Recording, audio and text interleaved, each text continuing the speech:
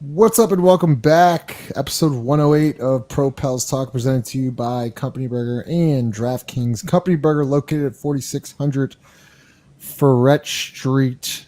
Dyson Daniels is a New Orleans Pelican, joined here by Chris Connor, 5, Ross, and Steven. Hello. Let's get into it. Chris, you've been covering it all night. What are your thoughts on the pick? I mean, it's not a surprise, right?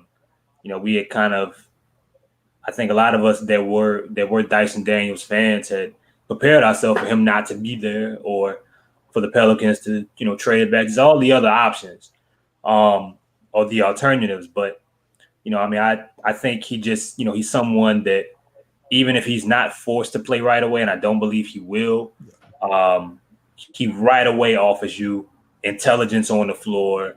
I think a pretty for a 19-year-old, a lot of maturity, some sense of professionalism playing in the G League, and when you talk to him, you kind of see why. Competitiveness, and I think a lot of skills that winning basketball teams need long term. So I don't know when he's gonna play, when you're gonna see him play consistently, but with what he can do defensively and just the way he doesn't get into the way offensively, if that jump shot comes together, it's a lot about what we were talking about Herb. It's going to be hard, I think, to keep him off the basketball floor. Um, Yeah. so, I agree, and Ross, we talked about this before, but we need shooting and things like that. But also Dyson kind of gives you a little bit of playmaking as well, especially from the guard position. Um, we'll throw it to 5 next and Steven, but what do you like about Dyson's game that will translate day one for the Pelicans? Well, it's what Chris just said. It's defense. When you look at what the staff valued last year in the draft, it was guys that could play defense. And so I think right away he sort of jumped near the top of the board whenever you saw some of the things that he could do defensively.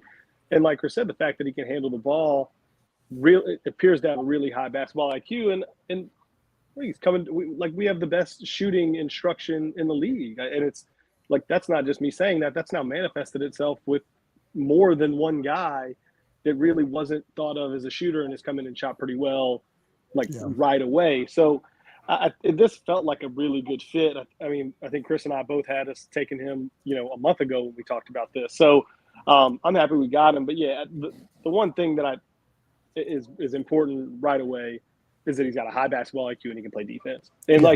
every team needs that. Everybody needs that.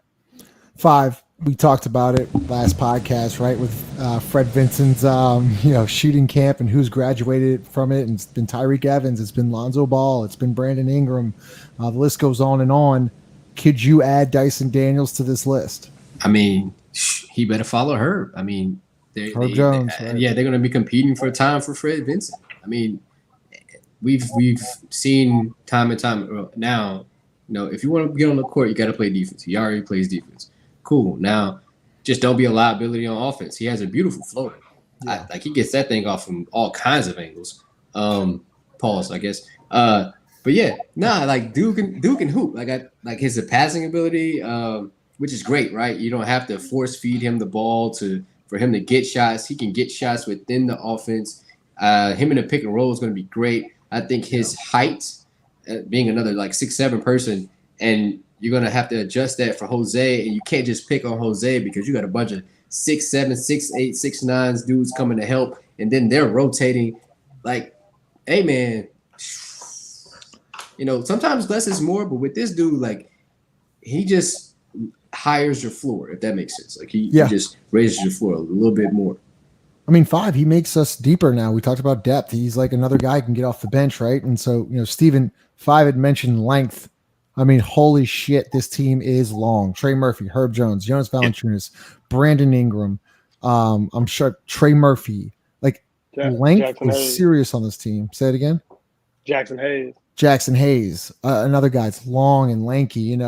That's going to be, defense wins championships there. Our potential quote unquote small lineup, it could be CJ, maybe, Dyson, him, and then Herb, Bi, and Zion.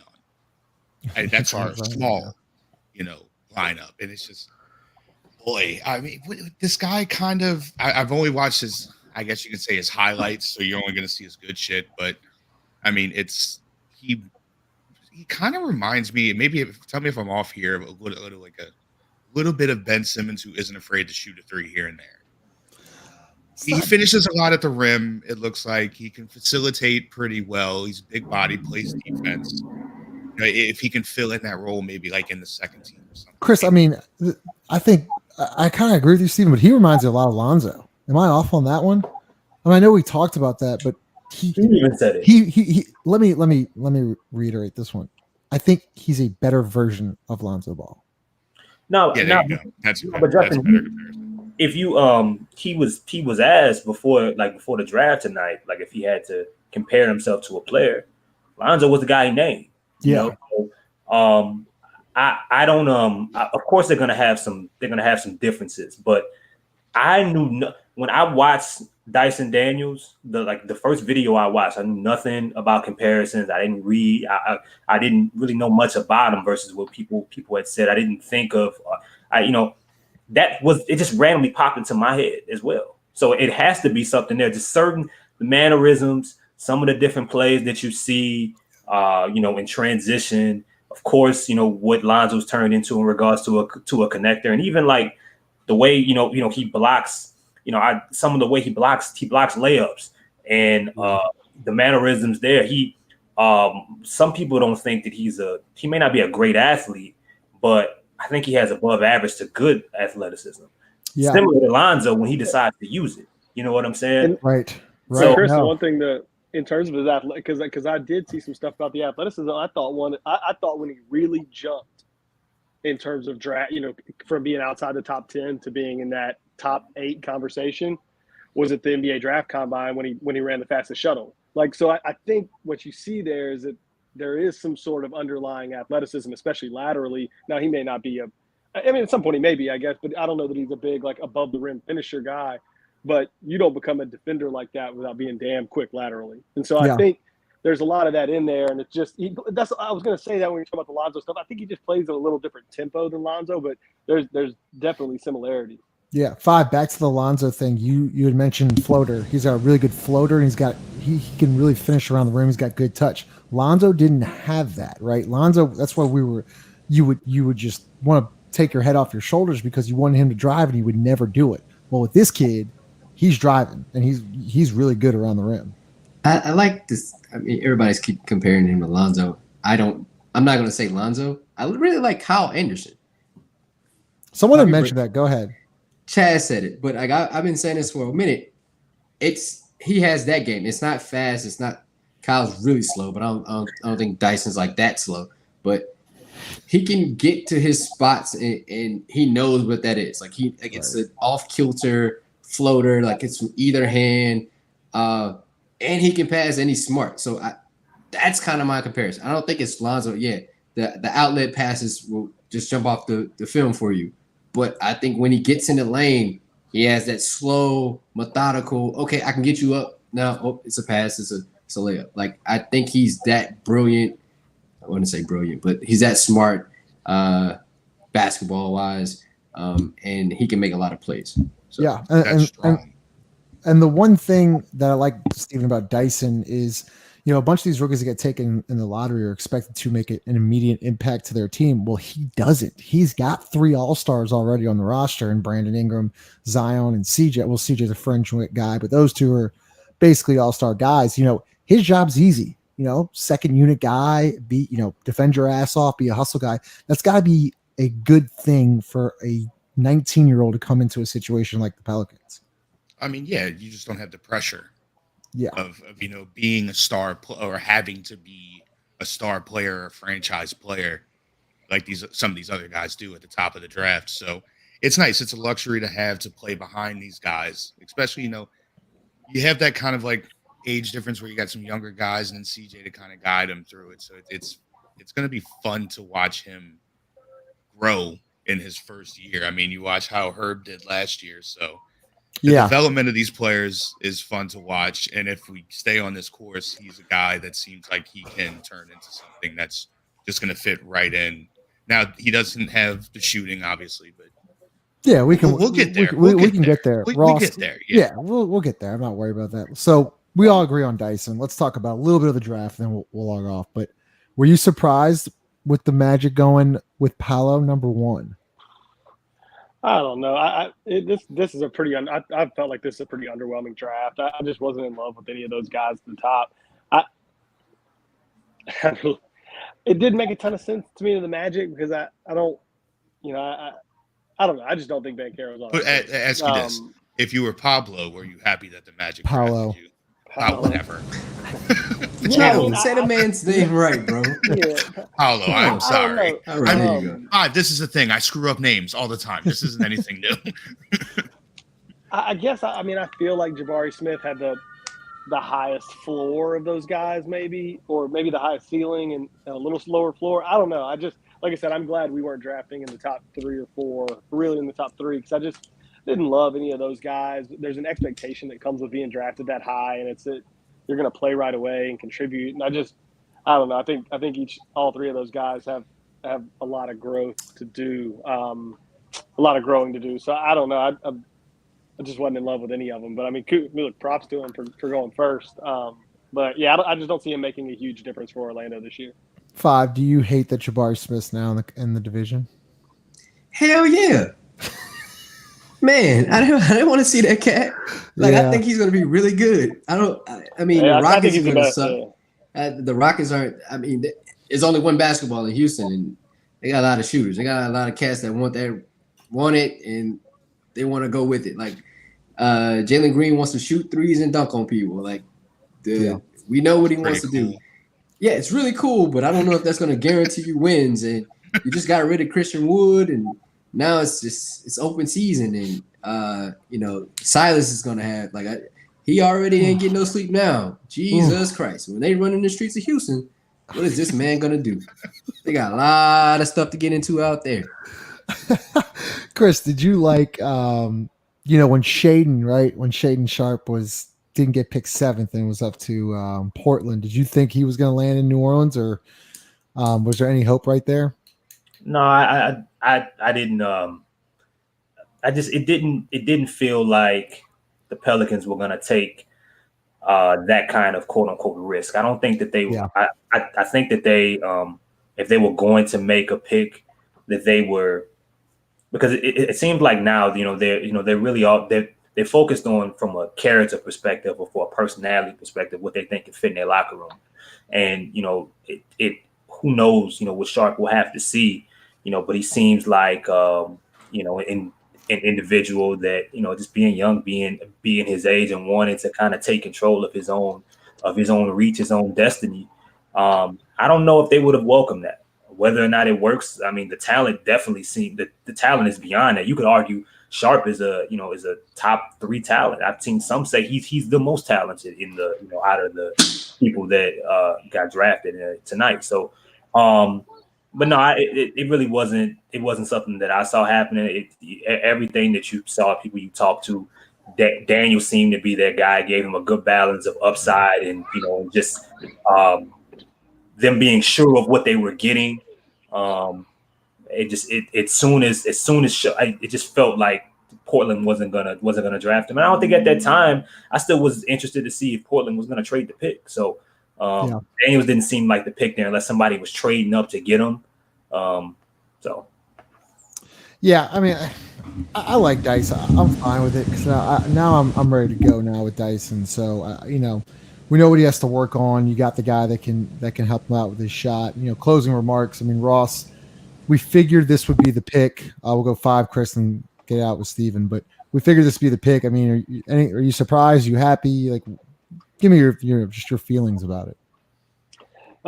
I'm happy with the pick. I really think this was the best case scenario for where we were drafting. You were 8. I think we got a guy with a really high upside that has a couple of NBA level skills that could play NBA ready skills right now. and he's not expected to come in and do a ton. I think we know what he needs to work on. We've got the structure in place for him to work on those things. I mean, I think calling it a best case scenario is probably, somebody's going to hear that and be like, oh, I think they did, got some superstar or whatever. But I think for where we were, this was the best case scenario. 5, go ahead. This is the Pelicans' MO right now. He fits every mold possible. Either you're from the South or you're from somewhere else, outside of the States, and you play defense, right? You're 6'7". You maybe can't shoot, but we got somebody that can help you with that. Right. This is like a perfect scenario for them. And he's a guard and he can dribble. So we need that because we can't handle the ball. So we got somebody that can do that. And he doesn't take shots away. That's the one thing when watching this tape, he doesn't take shots away. He played on that G League Ignite team, whatever. Yeah. He put on that team and he deferred purposely. I think in his interview said, yeah, I didn't show all of my, offensive skills because I had a couple guys that I wanted to get shot. Well, look, buddy, you're going to do that a lot here. You can defer. You might get games where you have 10 rebounds and 10 assists and no points. So it's perfect. It's a perfect fit for them. We'll see where the shot comes to be, but yeah, I think it works. That's perfectly said, 5. And Chris, I think just nails it on the head there. I mean, he fits everything you need. We needed ball handling. We needed depth. Is the shooting there? No, but once again, we talked about this earlier in the podcast. The shooting wasn't there for Herb Jones. It was there, this year. Shooting wasn't there, really there for Brandon Ingram. It was there for Lonzo. Same thing. Tyreek Evans. List goes on and on. I mean, he gives you depth. He gives you ball handling, gives you playmaking, and as he said, very unselfish and will give the ball up. Yeah, I mean, and most importantly, I mean, they love him. They believe in him, right? It's someone that they really, really wanted. It's someone that in workouts they had a bunch of positive things, to say about him from what I had heard, and I'm sure what you heard as well, Justin. I mean, it just everything seemed to fit. You can see it with your eyes when you watch him where he fits. It makes sense roster wise. The room for growth as an individual is there. It gives you a lot of different flexibility. It's at a position of need.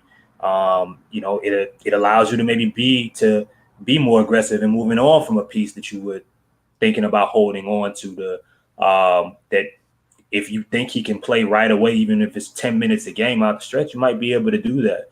I mean, I like the combination of them loving him, me being able to see where he fits. The size and the athleticism that's there, and like 5 said, you can tell that they have a plan, which means they could be building a program. They're building a system. They're putting people through something. You fit our mold, and the Pelicans have never really had that. It's been really random and unorganized. They finally feel like they're approaching having some level of consistency, and part of that is having being able to put similar guys and, saying this is the kind of player setup individual we want in our program and build from there. Yeah. Jesus. Well said, Steven. Closing remarks. We kind of figured going in, this would probably be the pick, but I mean, not surprised, but overall satisfied. Sure. Look, is it a sexy pick? Maybe not. But if you follow the team closely, it's a solid pick, right? Yeah. And I mean, he's a good ball player, right? He's going to fit. He's going to fit into the scheme well, I think, and he'll be a good rotation guy for a while. See how he develops. If he can develop his jump shot the same way Herb can develop a jump shot, then we're going to win a championship this year. Saying that, putting that on record. Yep. Can we address Chet Holmgren? We haven't even talked about him. He looks like a live action Disney.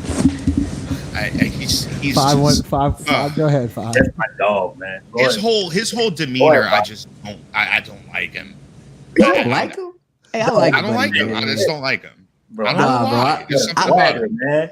Nah, I like the swag, bro. I don't like his swag. I don't like his. Come on, man. Hey, man, dude, nice, bro. Like I like the. Oh no, energy. his game could be fine. His game is good, but just the way he looks to me, I'll never like him. I just Thank God he's got something. Is Zach Collins? Is he a new Zach Collins? His He pops may be- has he- negative swag. Who's that? Who His has dad. negative swag? His Oh, old man gee. has negative With the swag. ponytail, I was shocked. Oh, Hey, Hey, the man. ponytail. His dad, you know, just sit in the back. He just watched his son play basketball. His son just went second overall. I'm not worried about his dad because we can talk about some couple parents that we Easy. just not going You to know get what? into. We're gonna You get know? off the record here before we do that. Wait, why was he recording games? Did they not know? Because they recorded because games he for him? recorded his son. He said he started when his son was like in 6th grade. Yeah. His son wasn't boxing out. He said, "I'm gonna record you and show you," and he has done that from that point on till now. So it's cool. That's his daddy. He played basketball. I'm not tripping on that. But the man can play. The man got style. He got sweat. I like him. Awesome. I think Chet's gonna be better than Kristaps Porzingis. I can tell you His that. face. It's something about his face. I don't know. Yeah. I mean, That's That's Kristaps, a hell of a call. I ain't mad at that's that. crazy. Well, anyways, we have to sign off. But before we do this, got to read the DraftKings promo code. By the way, if you're watching on YouTube, thanks for joining us. Like it, subscribe to the channel. We're going to be getting a lot of Pelicans content out here in the next few weeks, months, and seasons. So, DraftKings, the official sports book of Boo Crew Media, the calf slicer, the Pervian necktie. There are tons of ways to come out on top in the octagon for UFC 276. There's one more with DraftKings Sportsbook, the official sports betting partner of UFC. New customers can bet $5 on any fighter to win and get $150 in free bets. All you got to use is promo code BOOT. Once again, bet $5 on any UFC 276 fighter to win. You win $150 in free bets. It's literally giving money away. This We'll put somebody Saturday, in an arm bar. Peruvian necktie. Yeah, bro, you gotta explain. guys, What? I'm just reading. Do you think I'm making up the necktie thing? I mean, listen, they give me the notes I read. I mean, everyone's laughing. You know how hard it was to get through that read without laughing? That was really fucking hard because I saw everybody's reaction. Chris, are you going spaces tonight? About 20 minutes. All right, guys. Once again, Chris Connor going live. wait. Spaces 9:30. How do we feel about the draft hats this year? Because I do like them. torn. I like them. Most draft hats suck. I mean, but they're better. They always suck. But I can't decide if I like these or not. I don't know. That's You should better. get one. Get a little snapback.